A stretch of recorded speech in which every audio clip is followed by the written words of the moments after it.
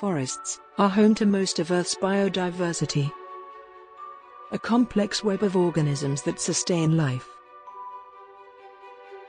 Tropical rainforests are the most diverse and complex biome on Earth. In Brazil, the Atlantic forest is the biome with highest biodiversity.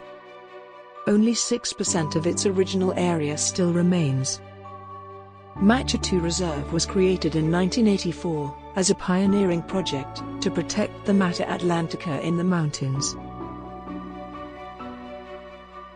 The reserve holds a rare combination of ecosystems, going from dense humid forests all the way to high-altitude old-growth, protecting an area of more than 7,000 acres of pristine nature, and forming a continuum of wilderness with other protected areas in the region.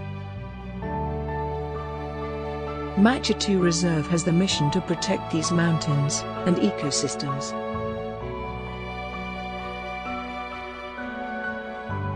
We are grateful and inspired every day by the beauty and abundance that nature provides.